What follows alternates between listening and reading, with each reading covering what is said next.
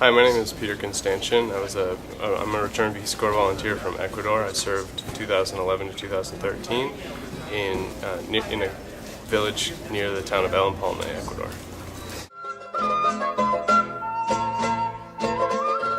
Well, when we got to our community, we noticed that only half the school was finished, and the people in our community said, "Hey, we should bring the TVs out, and you should tell the local news that the school needs to be finished." So they brought the TV crews out, and we went on TV and we said, "Here's the school, and the engineers only finished half the school, and we really need help. We're having a fundraiser dance. Please come." Well, the mayor saw the TV broadcast, and the next week had labor and supplies there and was fixing the school. So. My name is Miles Mashi. I was in Ecuador from 2006 to 2008. I was in a little town called Chipiamburgo, which was near Quevedo in Ecuador, and I worked with a small cocoa cooperative there during my 2 years. And an interesting anecdote would be that my community now has internet. Since I left, they got it, and they all immediately got on Facebook and started chatting me every time I got on there. And they always ask me when I'm coming back to visit them.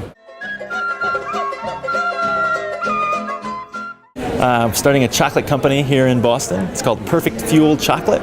And definitely my chocolate adventure began with the cocoa farmers in Ecuador, and they are inspiring me still to create a delicious and nutritious chocolate product that I'm selling here in the U.S. Again, how did you start getting into it? Through a friend you're with? Yeah, my business partner Nicholas came up with a recipe of chocolate and ginseng, and working with the cocoa growers and my mom being an herbalist, I immediately identified with what he was doing and jumped in head first to launch Perfect Fuel Chocolate. And where can you go ahead? Go to the whole commercial. Where can people get it?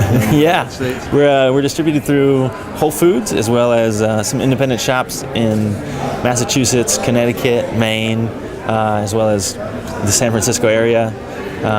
We can also find it online at perfectfuelchocolate.com. Hi, I'm Stu Moskowitz. I was in Ecuador from 1967 to 69. I was located in the Alto Cañar region of Ecuador. I would wake up every morning and look at Chimborazo, the 10th largest mountain in the world.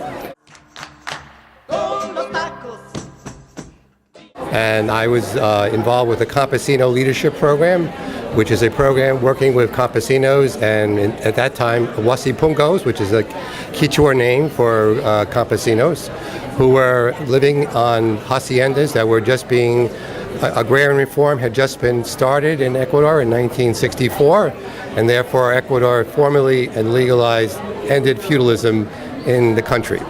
I was stationed initially on the hacienda that was being broken up, so that the campesinos could be given some basic land or land that they were sharecropping, to use our technical term in our country.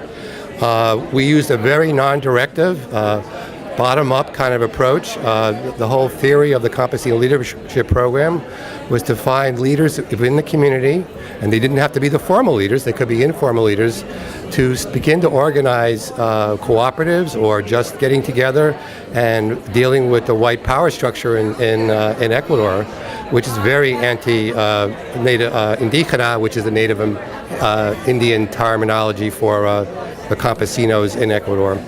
We therefore spent a lot of time just walking around and talking, and then forming groups and using a very non-directive approach, i.e. Carl Rogers would be one of our godfathers, I would say, and really, again, not telling them what to do, but asking them what they wanted to do for themselves. Sometimes we would help them go into the community, into the local areas, talk to the agronomists, agronomos, to get basic things that they were entitled to as Ecuadorians, but felt so disempowered that they couldn't do it. So an analogy would be like people in the South back in the 50s and 40s, where basically the white structure was anti-indígena.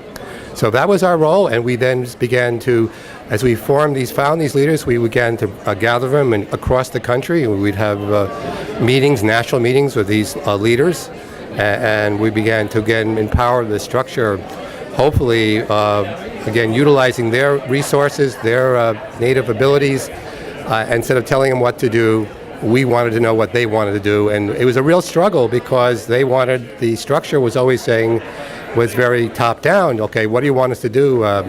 And we kept saying, well, what do you want to do? And it became quite a struggle. So that was basically what I did in Ecuador for 2 years. It changed my life.